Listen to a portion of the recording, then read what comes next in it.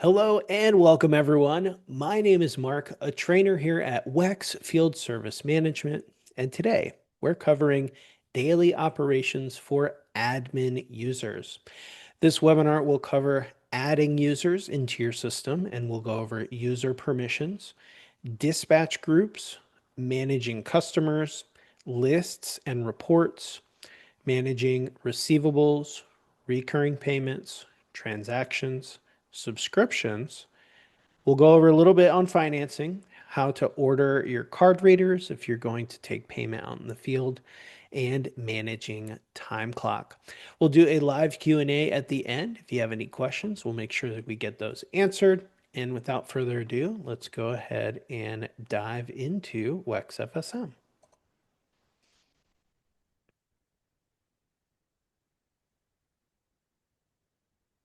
So today we're focusing on the admin role. So as a admin user, you are most likely one spearheading the onboarding if you're new, or getting just getting your team set up and helping your team. One of the first things you're going to want to do is make sure you are adding your users so they will have logins and access to WEX FSM so they can start using it. To do this, we're going to go to Settings in the top right, User Management, Users. That will bring you to the user page. If you're new, you may only have one user here, but that's okay. That's kind of the purpose of what we're doing now, is to add our users into the system. To do this, you will click Add User in the top right,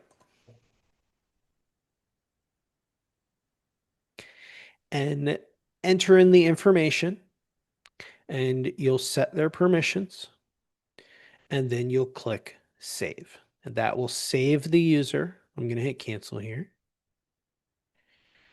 and it will add that user into your list. Now, I already have a user, and we're going to do a little more detailed overview of user setup with my field technician, Dustin Bailey. So I will click on Dustin. That opens his profile.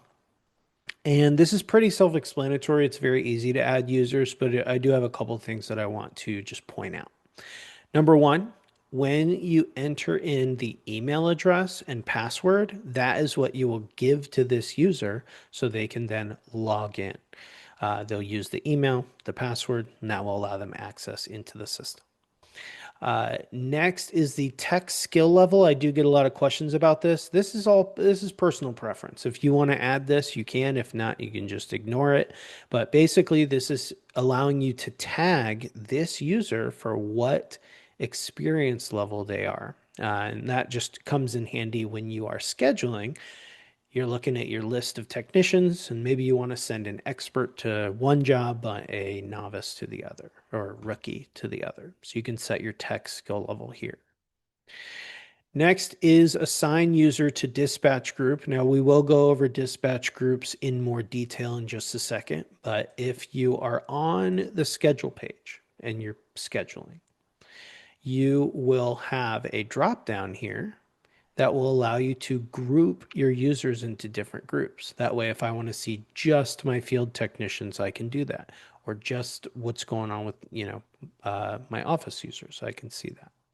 When you're setting up the user, we're just going to go back to the user page here. When you're setting up your user, you can assign them to a group as you're adding them. Now, you do need to make sure that your dispatch groups are set up, which is what we'll do next.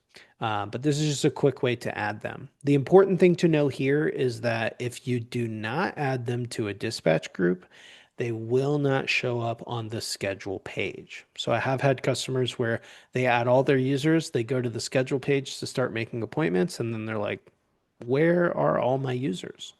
That's because they didn't add them to a dispatch group.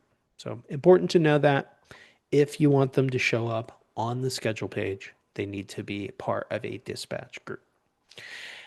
And now we have permissions. So permissions will allow you to set visibility, like allow your user to either do things and see things or not do things and see things. We have three different account types. Admin is basically the all access. They will have access to view every part of the system, both online and mobile, and have the permissions to change settings, see more applications, update price book, update all the back office settings, basically full access. The office role is for anyone well, the office role has everything that the admin role has, except you can get more detailed now here by hiding certain reports, or maybe you don't want them to enter cards. Maybe you don't want them to see the job profit and loss numbers, but you want them to be able to schedule. So the Office just gives you a little more customization for someone who needs a lot of access, but not full total access like an admin. And then a field user is unique in that field users only have access to the mobile app. They do not have access to the desktop version. And from the desktop version is where you access settings and more applications. So field users are not able to see or edit settings or more applications. And I think I just accidentally clicked to a different page. Okay, there we go. Let's go back to Dustin. Okay.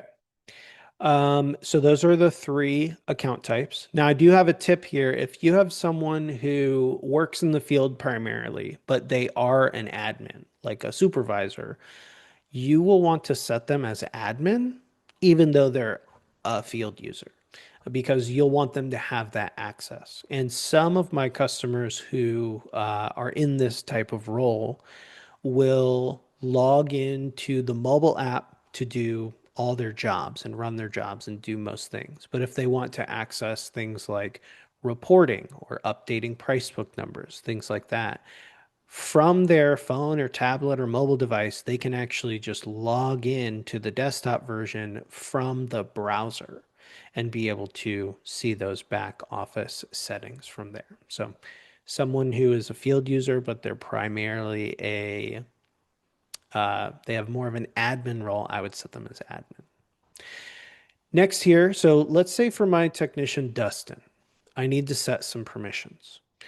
We have appointment visibility. This is asking, what do you want this user to see as it relates to appointments? If all appointments is set, then they are going to see everyone's appointments in the whole system. So if you have a team of field technicians, Dustin here would be able to see everybody else's appointments, which is nice if you have a team that works together. Maybe I finish my job early. I look, what's Tom doing? Oh, he's working on an install. Let me go help him, and then he can go. But maybe you do not want this. Maybe you want to restrict what they see. So all appointments for me would allow me as the technician here in this example to only see appointments that have been assigned to me. But I can see everything in the future, everything in the past. I can see all appointments. Maybe you don't want that. Maybe you only want them to focus on one day or 1 week or 1 month. So you have some different options here as to visibility of the appointments that they can see from the mobile app. All customer visibility. If this is set to yes, then this user will be able to see all of your contact information, your entire customer list, phone numbers, addresses, history, everything. Maybe you don't want a certain user to see that, so you can turn that off. If you set this to no, this will hide the main customer list. They will not be able to search through and see that, but they will see whatever has been assigned to them so they can do their job. Next, do you want them to manually enter cards, manage recurring payments? These are all just kind of self-explanatory. Do you want them, yes or no, to do these things? Copies for job forms and receipts for payments. This is asking for this user, do you want them to receive a copy every time a job form is created, like an invoice or a proposal, and every time a payment is made and receive a receipt for that payment? So for my field technician, Dustin Bailey, I don't think he really needs any of that. He's just going to work his jobs out in the field and keep going. So I have this set to none. But maybe I have an office member who every time a invoice proposal or payment is made, I want them to receive an email. So you can select which group of users you want them to receive those copies from. So for example, if I am, let's say that I'm setting up an office uh, member here, an office user. And then every time a technician makes an invoice, I would want to create, or I would want to select field users. So now this means invoices and proposals, anytime those are made, I'll get an email as long as a field user has made it, or a payment is made. I'll get a kind of a receipt of payment. And that is copies for job forms and receipts for payments. And then last thing here, if you want to deactivate the user, you can.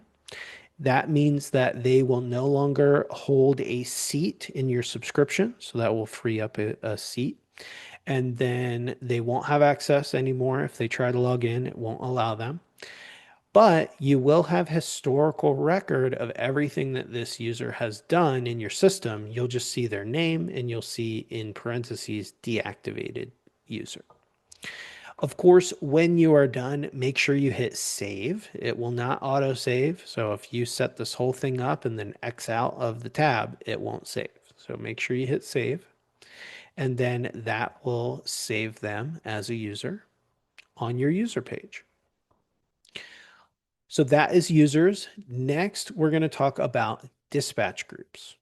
So just to reiterate here, dispatch groups are the groups on your dispatch board that will allow you to organize your users into different groups, which makes it a little easier to see your schedule. To create a dispatch group, you will go to Settings, User Management, Dispatch Groups. That will bring you to the dispatch groups admin page. This is where you can add a dispatch group. You just click the green button here. Select who you want to be part of this group. You can add a name. This would be, things like all users, field techs, HVAC install, name it whatever you want the group to be named, and then hit save at the bottom. That will add that as a group. You will see that here. If you want to edit a group or delete it, you can click the three dots on the right. And if you go to the schedule page, you'll see those groups as a drop down here. So if I want to see my field techs, that's what they're doing today. If I want to see my, my repair team, what are they doing? I'll be able to use the groups to kind of isolate those. All right, so that is dispatch groups. Next, let's talk about managing customers. So the very first thing, you're talking to your customer or you're talking to a new prospect. They say, yes, let's go ahead and work together. You're ready to add them as a new customer. You will click the red plus button in the top right here, enter in the information, and hit save. And that will add them as a new user. Now, once they become a user, you'll be able to search for them. So we're going to look for my customer, Justin Hernandez, just by typing his name. You can search by name, email address, address, and phone number. If they are part of your contact list, they'll show up here, and you just click, and that will take you to their customer page. Now, if this is your first time looking at a customer page, it can be a little overwhelming. There's a lot of stuff on here. However, if you, hopefully, after I kind of break some of this down, you'll be much more comfortable with this. So there's kind of two sides. We have the left side and we have the right side. On the left side, we have our main customer information. If you see a star next to their name, that means that they have a maintenance plan. If I hover over the star, it will tell me which maintenance plan they are on.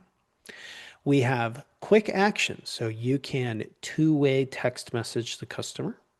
You can log a phone call. Let's say you talk to them on the phone, you want to document that you had a conversation, but nothing was determined. You could just log a phone call. You can schedule an appointment. So, yes, most of your scheduling will be done from the schedule page. However, you're talking to the customer, they're like, let's do it tomorrow. Sounds good. You're already on the customer page. You can just schedule right from here by clicking schedule an appointment. Leave a note about the customer will allow you to add notes that attach to the customer page. And if you want to create a new job, you just click create new job form here, enter the information. You can start a job with nothing in it, just an empty job folder by selecting create new job only without proposal or invoice. And then you can also start it with a proposal or an invoice. So if you're sitting in the office, you're like, I just want to create an invoice instantly. Search for the customer, click create new job form, create new invoice right there. And Leticia, so is it Leticia or Letitia? I'm not sure, but welcome. Yes. Letitia, the second one. Yes. Okay, cool, cool. Welcome. I know you were in today's earlier session, so I believe you already know, but we are recording today's session, so you'll be able to watch a replay of this. And we'll do a live Q&A. So if you do have any questions, we'll go over those at the end. But welcome. All right. So let's X out of this. So that is the quick actions. Now, down below, we have a section for billing addresses and locations. So some of your customers, single family home residential, they may just have uh, one address. But let's say you're working with someone who owns rental properties or even a apartment complex. There's hundreds of apartments. You can add sub locations, which will act as your sub customers here. And then when you go to schedule, you'll be able to see the full list of addresses from here. To add a new location, it's very easy. You just click the red plus button here and fill out the information. You can even set default tax groups here if you want and hit save. Down below, we have settings and preferences. This is really just your customer preferences. Maybe they prefer email over text. Maybe they prefer a Spanish speaking technician. You can opt them out of marketing emails, and you can even assign a preferred technician. If they're like, I really love Dustin, please send him every time. You can just add them as a preferred technician. And when you go to schedule, it'll remind you, hey, this customer prefers Dustin or, whoever they pick. Now, on the right side, this is going to have a couple tabs for you. The timeline is just the timeline of all jobs, notes, proposals, invoices. You can search activity here. You can also just scroll down and look. And you can use the red arrow here, if I click the drop down, to see exactly what is inside of each job. Payments. This is where you can take payments. Now, there's a lot of different places that you can take payments in the system. Maybe your technician is taking a payment from the mobile app out in the field. Maybe you're building an invoice. The customer is in buying a filter from your shop. You can just take a payment from the invoice directly. But maybe someone sent you a check to pay for three different jobs with one check. This would be a great place to do that. You can come here, you can choose process payment, which will process directly through WEX FSM and send the money to your bank account. Or you can record payment, which is if you are processing outside of WEX FSM. So you can click either one of these, and all invoices for this customer will then show up here. So in this scenario where we have a check, we want to pay for 3 separate jobs. I'll just select all 3 invoices for those jobs, scroll down, payment method, check, add my check number. We've received the check today, and hit record payment. This is also where you can see payments and credits by invoices. So you can see the different invoices here and click out to those invoices. And you can also add account credits or issue refunds directly from here as well. The equipment tab is great to add any equipment per location, and then the equipment that you save here will be visible for your technicians out in the field. You can set up and manage maintenance plans directly from here. And anyone that you want to be able to contact or send notifications to, you'll want to add them as a contact here. This will be your contact list for this customer. And then you can even assign a location. So if, let's say I want to create an appointment and I'm going to send an appointment notification to the person who lives at Justin's home, that may be different than someone else who lives at a rental property. So this just allows you to select who you want to send communications to.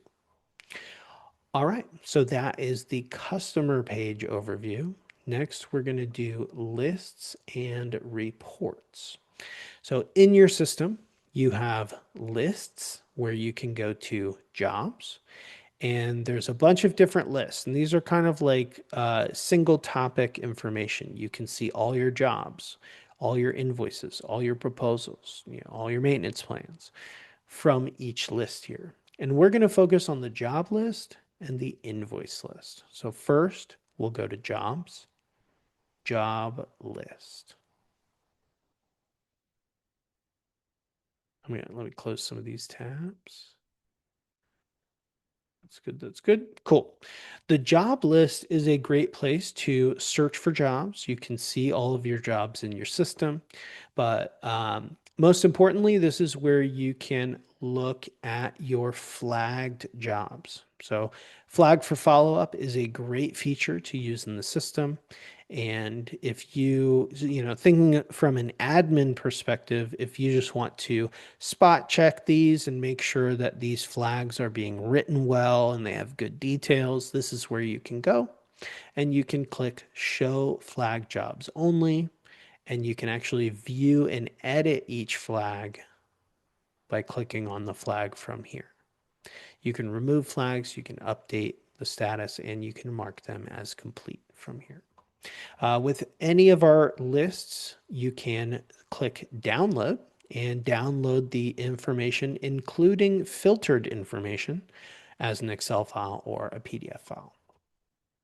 Next, we are going to look at the invoice list. So we'll go to Jobs, Invoice List. And this is just a place where you can see all of your invoices in your system. It's just a big list of all your invoices. But if you are syncing to QuickBooks, this is an important page because this is where you can check your sync status. So you create an invoice, you add items to it, you take payment, that invoice is good. Right when you make that invoice and hit save, as long as it has items on it, it will sync over. Now, if there's some information missing, or there's some type of issue with the sync, this is where you'll see it. So a scenario, you add an invoice into WEX FSM, you look for it in QuickBooks and you don't see it, this is the page I would go to check, because you may see it's in a not ready status, and it will give you some details. So if I click details here, this it'll tell you what it wants. This says this invoice doesn't have any line items or line item descriptions. So just know that you do need to add items to an invoice in order for it to sync. And so with this one, I don't have to worry about it. When I add items to that invoice, it will just automatically sync. But if you need to do some sync troubleshooting, this is the place to do it for invoices, and it will tell you exactly what it wants and needs. And of course, if you do run into anything where you're unsure or you have questions, you can go to the Help Center, our little smiley face guy down here, and contact support. They'll be able to help you out from there. Next, let's talk about recurring payments. So you can set up, and let me tell you where to go. So to get to, oh, you know what? I skipped receivables. Yes. Okay. So sorry about that. Let's take a quick step back here. We looked at our jobs, and there's different lists, but we also have a reporting page. So if you click on reporting, that will bring you to either the original reporting or the advanced reporting, which advanced reporting is an add-on to your subscription. If you have that as part of your subscription, then you will have access to advanced reporting, which has a just deeper dive into your data. It allows you to see a dashboard that has a lot more insights than the original reporting. And you also have a AI assistant where you can just type in questions about your data. You know, how much money did we make from maintenance plans last year? And it will tell you the answer as you are talking to the AI assistant. For today, we're going to look at original reporting, which is included in a standard plan. And we're going to look at receivables. So under accounting, reporting, we're going to click on receivables. The receivables report is great for seeing all of the invoices in your system. And this is also where you can send out payment reminders. So if you want to see, let's say from December to today, who owes us money, you will set your date range. You'll go to payment status and overdue. And then you can click select all and hit send invoices. And that will send out a payment reminder. And it's really nice when a lot of people pay their bill all at one time after you send out reminders. Now you can set up recurring payment plans. If you sign someone up for a maintenance plan, you have the option for them to, pay now, or they could pay later, or you can set them up on a recurring payment plan. Now, it's really nice having people on recurring payment plans. It will just auto debit, auto charge, but you don't want to set it and forget it. You still want a way to check and make sure those payments are going through. So to do this, we're going to go to payment options, payments, recurring payment. From the recurring payments page, there are two sections. You have overdue payments and you have existing plans and upcoming payments. Now, these are, set automatically. So in theory, there shouldn't be any overdue payments. But if someone, puts a stop on their card or their card expires, something happens where there's a failure of payment, you'll see those payment failures here. You can click to rerun a payment if you want. And then, if it doesn't go through, maybe you need to reach out to this customer and let them know, hey, your card on file is no longer working. Let's get another card on file. And then the existing will just show you ones that are existing. You can see those payments go through from here. So that is recurring payments. Next, we are going to get to transactions. And so we'll go to payment options, activity, transactions. The transactions page, this is for your batches of processing. So if you're running cards, entering card information or swiping with the card swipers, you will see all of those here. Now, this is a test account. We don't take real payments, so that's why this is empty right now. But yours, when you start taking payments, you'll see those processing transactions from this page. All right. And so we are getting to the end here. I have two more sections before we get into our Q&A. So get your questions ready. Now, the next part we're going to look at is subscriptions. To get there, we will go to settings, subscriptions.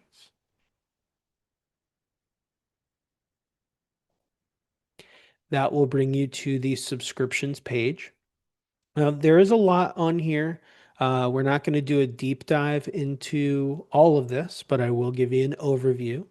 So we have My Plan, which is going to tell you the plan that you're currently on with WEX FSM. Payment options is where you can set up financing. This is also where you can add check acceptance to your plan. So um, if you have check processing as part of your plan, you can actually take a picture of it and then it will deposit that into your bank and you can save a trip to the bank. And then Bluetooth card reader, if you're going to use the card swipers, let's say to take payment out in the field, this is where you can purchase those from. Now, if you are interested in financing and you would like more of a deep dive into setting up financing in your system, I would recommend going to the Help Center down below here. And then you can either look at the webinar replay by going to Video Courses and Webinars. Scroll down. And then right here, oh wait, that's courses, sorry, past webinar. We have right here, payments, financing, and collections would be a good one to watch. We do a full deep dive into financing and how that works in your system. The last thing we're going to talk about, oh, wait. I do like to cover this quickly. So these are additional products. These are add-ons. So this is stuff that you do not have to use, but if you are interested, you can integrate these into your system and start using these tools. We have Zoom Phone, Profit Rhino, which is a flat rate price book. So if you use flat rate, this can save you a lot of time from like manually entering all your pricing into your system. This will just enter a huge catalog into your system with names, model numbers, serial numbers, pictures. So great time saver for managing price book.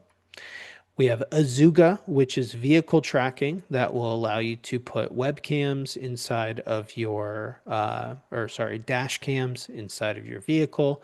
And you hook up a computer chip into your vehicle, which will then give you any reading on your vehicle that you would want to know. You can even set reminders for yourself to take in for oil changes and things like that.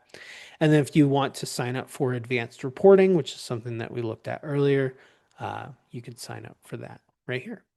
So that is from the additional products tab on the subscriptions page. Last thing is managing time clock. So as a disclaimer, WEX FSM is not a payroll software. We don't pay out to like your employees, but you can, sorry, hold on one second. That's something in my throat. But you can track time in here and you can look at those timestamps to then grab what you need to enter into your payroll software. So for time clock, there are two time clocks in your system. There's a daily time clock, which tracks the entire day. And then there is a job time clock, which your technician would clock in and out as they do their appointments. For the daily time clock on desktop, you will go to the numbers right here. So right now it says 0. That's because I haven't clocked in yet in this account for the day. You will click on these numbers and that will bring you to a time clock entry page. So like if you're an admin, you want to come in and clock in for your workday, this is where you would go. You would click clock in. That will start your time clock. And then you just get to work. It'll run in the background. When you're ready to take a break, let's say it's time to go to lunch, you click clock out. That'll stop the time clock. And then when you come back, you'll clock in. And then you leave for the day, you'll clock out. Those will be tracked in your system. You'll be able to see today's here, but the way you can check this in bulk is by going to more applications, time clock.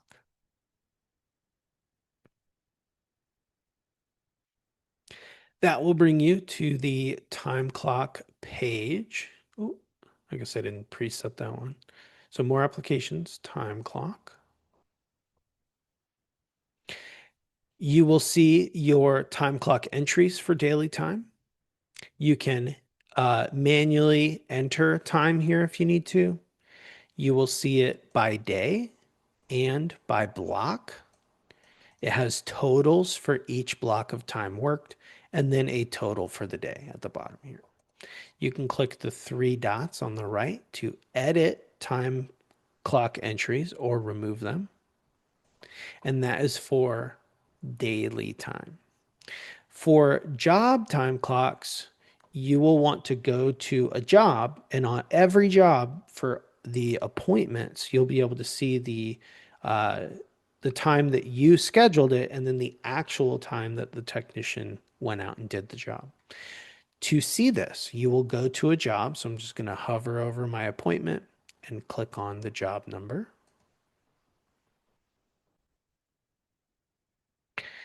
And down below, we can see here's an appointment. It was scheduled from 12 to 1.